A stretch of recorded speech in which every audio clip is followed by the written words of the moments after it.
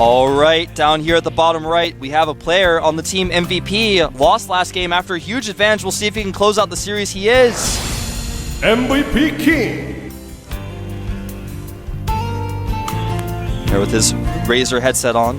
And at the bottom left, we have a yellow Zerg player, a player who played incredibly well last game on the team OGS. Can he close out the series himself? He is. OGS jookTo. Barely squeezed that one out. jookTo, man. I saw him in the makeup room. He actually sat next to me when I was about to get my makeup on.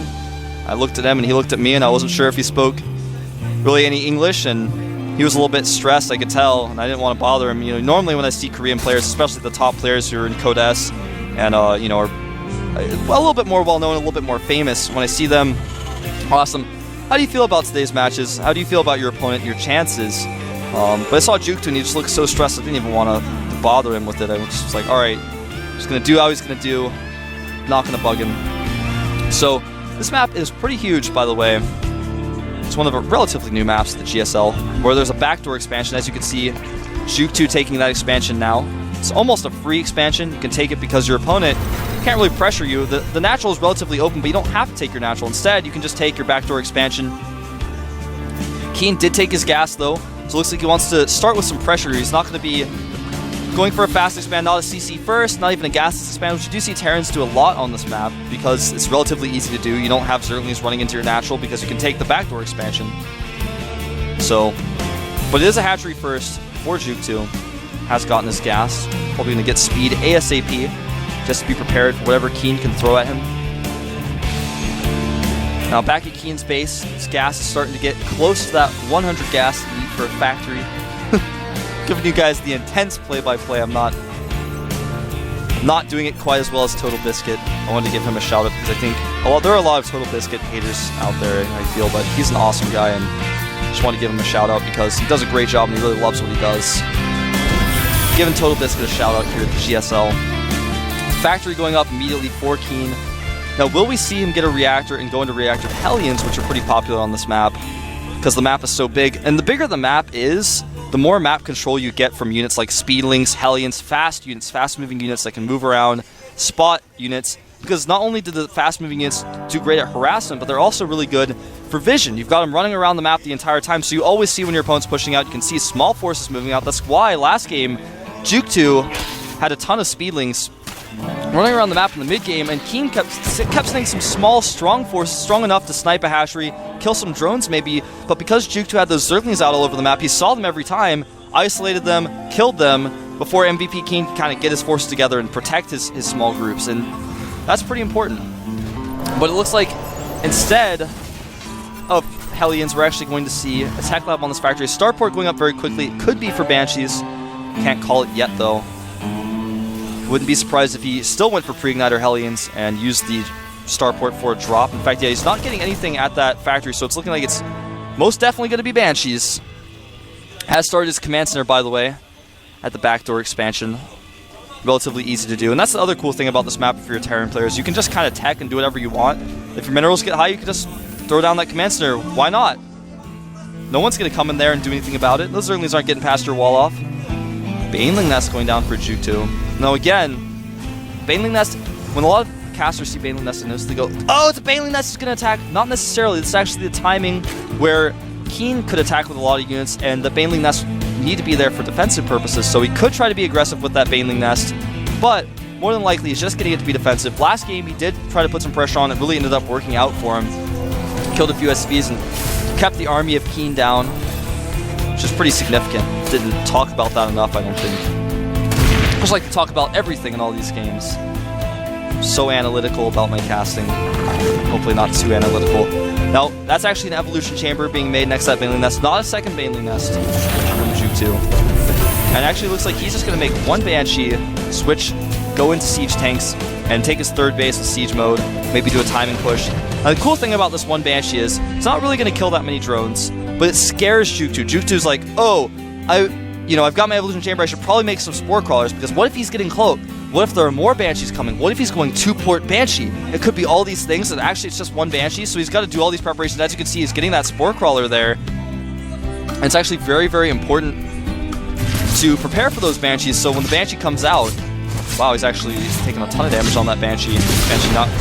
Whoa! Like, that's not how you use the Banshee. But anyway, I was just going to say, the Banshee kind of controls the map. You can take Zelnaga watchtowers with it. And oh, this is actually a totally good opportunity for jookTo to run in here. The Marines can't even get into the bunker. And this is what happens if you don't have a wall up versus a Zerg player. Even the Viking's going to go down. The Zergling's just going to run right into the mineral line, I think, and chase down these SCVs. Doesn't have a ton of units, so you might actually want to just try to target down some add-ons. Trying to chase these SCVs, not doing the best job. The Banshee going to clean everything up. Does see everything, sees the expansion, may try to target down a mule or two. Could have done a lot more, though, with those Zerglings. Actually going to try to make some Banelings back here. Keen does see that, though. He's probably going to target it down. If two of those Banshees hit SCVs, though, it takes two Banelings to kill an SCV and does cancel those at the last second. Whoa. So that was a very unusual situation. You don't ever hardly have that happen. If more Zerglings get in, the game can sometimes end. He just had enough to defend. Banshee came out to help out. Made a second Viking, so the first Viking did go down, but the second one is going to hunt Overlords. Oh! What is with Vikings these days? I swear, they are just not persistent. They're so lazy, they never chase down their Overlords. There he goes. He heard me. That's right, Viking, get back to work. Do what must be done. The Banshee's starting to get the kills up, and that's what I'm talking about with the Banshee out in the middle of the map. Usually, Zerg players like to camp Zerglings around the map, keep them outside your base, see, oh, did you take a third base yet? Are you moving out? But if there's a Banshee there, you can't just leave your Zerglings there, man. The Banshee's going to kill all of them. This Viking, it's not long for this world if he doesn't get out of there after this Overlord dies. He does look to escape. And, wow, Banshee finding some Zerglings attacking the rocks. That one Banshee in the middle of the map is so good in this mashup to have. Spire is spotted by the Viking. Queen takes him out, though. Engineering Bay finishing up, so you should have missile turrets up in time to prepare, or rather you should have those missile turrets up and be prepared for the mutas that are going to be running around. jookTo taking that third base, which is his natural expansion. It's almost weird to call it a natural expansion because most players naturally take the backdoor expansion. But it is called the natural because it's the expansion outside of the main. For those of you guys who don't know what naturals are, it's basically the first normal expansion you'll take in StarCraft 2. It's built into the map as the first base you're supposed to take right outside your main. Now, here comes a small amount of mutas trying to do what they can.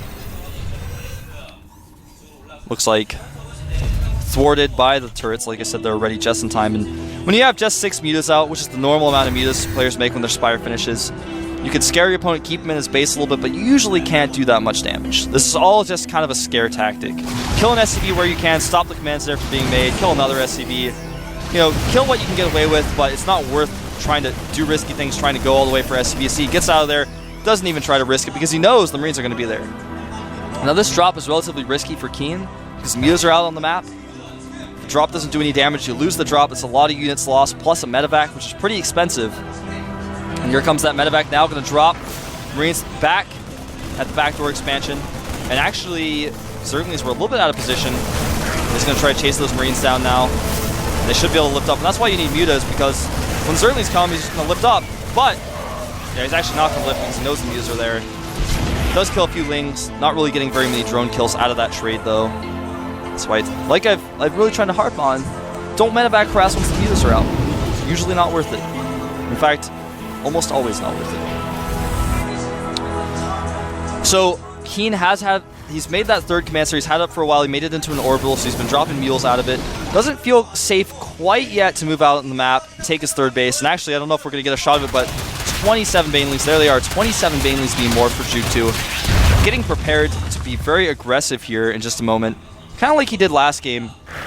So when that third base goes up, if he just kind of sneaks those Banelings in, they run in. I actually don't think they have speed. Check that right now. Actually, they do have speed, so they're going to run in there, try to hit some SCVs, maybe break down some of the structures. When you have the economy of 3 bases, you can do things like this to control the map, keep your opponent in his base, make sure he's not hitting you at the time and push. The mutalist count is starting to get a little bit scary, but not quite big enough to where you can sacrifice mutas to take out tech labs, take out reactors, refineries, whatever you can find. More Banelings being morphed, and in fact, that's 23 more. That'll put him at about 49 Banelings, almost 50 Banelings in this match. That's a lot of Banelings. That's, as some would say, so many Banelings. Here come those SCVs transferring down now. That's what these Banelings have been waiting for. I think Banelings with speed look like tires rolling down. Those tires are going to roll down the hill. Trying to do his best to keep those SCVs from mining. He wants to draw the Marines away so the Banelings can come in. There are a lot of siege tanks, but I don't know if there are enough. Here come the Banelings rolling forward here. A lot of them blowing up on the siege tanks because they're so clumped up, and there are just so many Banelings that those SCVs just have no chance. And he may even get the command center if he targets down the command center before it lifts. He's actually just not even going to lift that command center. Keen falling apart here, and there's actually a space for the Banelings and the Zerglings to come in through the depots. Keen is in so much trouble. jookTo, he doesn't even know what he wants to do with his Banelings at this point. He's just going to ignore that Thor. Trying to run in and hit some more SCVs, which he will do. Doesn't even have to use Banelings. He's like, I'm trying to use my Banelings in your base, man. You don't even have any stuff for me to kill with it. And that's that. Looks like it may finally be cleaned up. There are a few mutas in here. As more Marines pop out, though, it looks like maybe he'll hold off. He's still losing more and more SCVs. To give you guys some numbers, 115 supply to 36 supply. Of course, jookTo in the lead, 49 drones to just 20 SCVs. So this extreme hyper 3-base Baneling aggression was extremely successful for jookTo. And there were a lot of reasons for that. Mainly the clumped siege tanks, the low siege tank count, and also the fact that that wall up was not a complete wall up. So several Banelings and Zerglings just ran in for free. And I mean, there's nothing that Keen can do. He's at 6 supply now. He's probably just got his head in his hands in the booth. I'm trying to look over at him right now. I can't actually see him, but he's looking pretty dead. GG. jookTo advances to the round of 16. jookTo, a player whose win rate versus Terran was pretty low, in fact 12%, beating a player who's actually beaten every Zerg player he's encountered in the GSL. MVP Keen got his head on the keyboard. He's very upset with how that series ended up for him. I feel bad for him. I'm a pretty big MVP fan myself. My favorite player is Genius, but I've liked Genius from the beginning, and that's why I'm an MVP fan from the start, just because I like Genius. But I started to like all their players, kind of grew attached to them, and I'm starting to feel a little sad for MVP Keen right now. I'm watching them get a little tear in my eye. He's looking a little bit disappointed, but it's okay. If I remember correctly, he's actually in Code S. Currently, let me sit straight in my chair. I've actually got this computer right here is the observer screen, and this computer right here is the in-game screen, so I kind of bounce between the two of them. And I cast, of course, off of this screen because I want to talk about what you guys see. So, like, I'm looking at the screen all the time, but sometimes I'm over here. And when you guys see me on camera, I don't realize I'm about to be on camera. I'm like, well, looking like this. Looks kind of funny. All right, so our next match of the day is actually going to be Trickster versus the Best. I actually wasn't sure he was playing against the Best. Foyu was actually surprisingly made it to the round of 32. I didn't expect him to. He's one of those players that I think had his prime and hasn't really improved. I don't want to say that he's bad and he got worse, but there are a lot of players out there right now that kind of did kind of well. It got pretty good in the GSL, and then sort of, you know, they stopped improving and everyone around them was improving, and a lot of new faces came in and they kind of struggled. And I feel like the Best is one of those guys. But we'll see how we can do against Trickster, formerly known as SKS Tester Sakisu, a man of many IDs. So he's all over the place with his names. The first map is going to be Crossfire, I believe. So we'll find out in just a second. For that, for sure. Because I'm not going to look at my screen. I'm just going to look at the camera. I know it's a little bit weird, a little bit awkward maybe for some people watching me on the camera by myself. Because I don't have a co-commentator. Just talk to you guys. Just keep talking. But it's okay. It's my first day doing this, and I expected it to be a lot harder than it actually is. Not really that hard at all. Just sitting here talking to you guys. We're having a chat.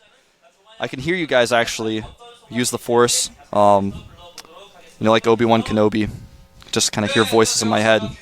Sometimes it's annoying when I sleep. But we're actually going to have an interview here, and I can't actually hear my producers in the ear, so I have no idea what they're saying. So hopefully they fix my sound issue, because I can't hear them at all. 네, 그 첫 번째 경기에서 이제 황규석 선수에게 패하고 이후에 So I may not have a translation for this interview. I'm sorry, 가장 guys. 힘들었던 순간이 언제였나요? 1경기 지는 순간이요. 아, 왜냐면 2경기 때, 예. 1경기요. 1경기요, 네. 1경기를 이겨야 너무 좀 쉽게 갈 수 있을 것 같았는데 1경기부터 져가지고 좀 안 잤어요.